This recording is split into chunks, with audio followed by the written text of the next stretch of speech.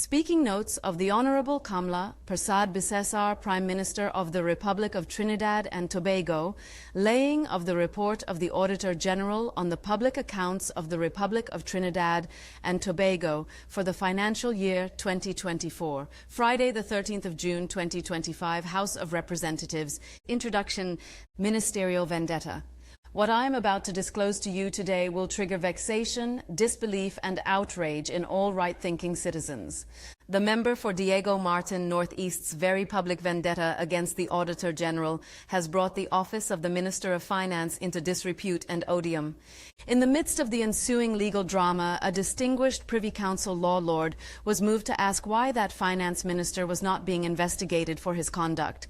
The despicable conduct of this one individual, whose legendary arrogance underscored a decade-long ego trip as this country's Minister of Finance, has left us with undeniable reputational damage to Trinidad and Tobago's public finance management.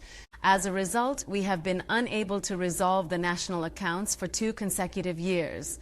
An abhorrent and embarrassing state of affairs for any nation that prides itself on transparency, democracy, and the rule of law. But we on this side will fix what the PNM broke. The situation should have never spiraled the way it did. If there had been more astute leadership from the finance minister, suffice it to say, the issues would have been expeditiously resolved. On behalf of the citizens of Trinidad and Tobago, I demand a public apology from the former Minister of Finance. It is my hope that the PNM's devastating loss at the polls has made him humbler and more penitent. This UNC administration holds the independence and functions of the Auditor General in the highest regard. We are absolutely committed to stabilizing and repairing government's working relationship with all independent, constitutionally appointed agencies, and to fostering an environment of transparency, professionalism, and cooperation. Disclaimer of audit opinion. In laying this report, it is my duty to inform this Honorable House, and by extension the nation, that for the 2nd consecutive year, the Auditor General has not expressed an audit opinion on the public accounts of the Republic of Trinidad and Tobago. As with last year's report, the Auditor General did not express an opinion.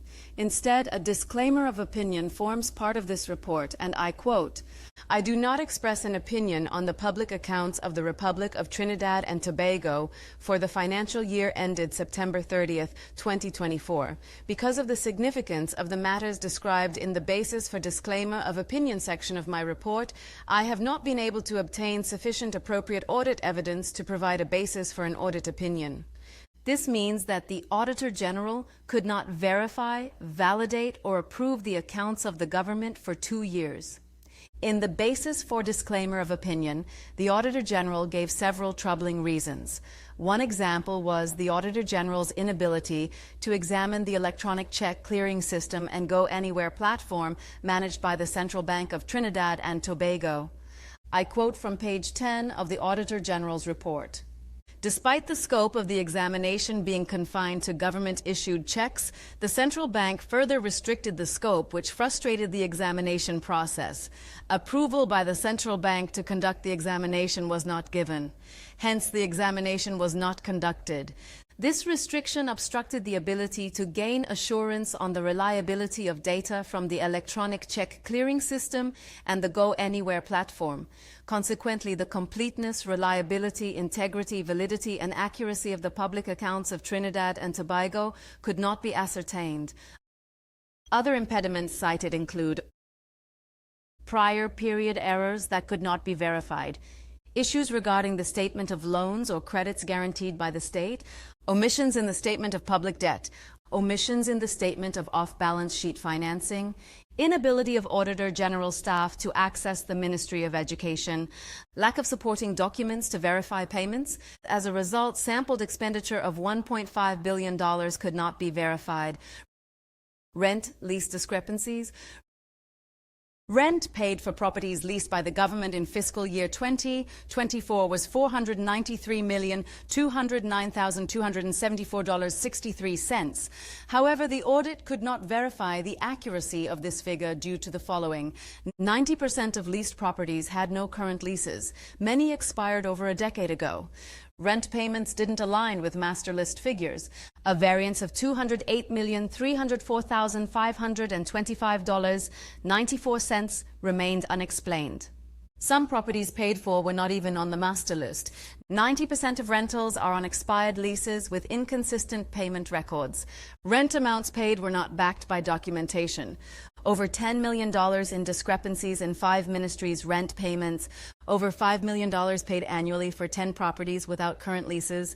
2 companies received over $15 million for 3 properties each, none with current leases or cabinet approval. This was a feeding frenzy at taxpayers' expense, facilitated by the PNM government. Short-term employment mismanagement. Short-term employment, defined as contracts not exceeding 6 months, cost taxpayers $350,011,116.54 in fiscal year 2024, up 16.57% from the previous year. Despite the mandate, many individuals were kept on far beyond 6 months. A memo to the Chief Personnel Officer revealed that hiring under this arrangement was at the sole discretion of accounting officers, not the CPO.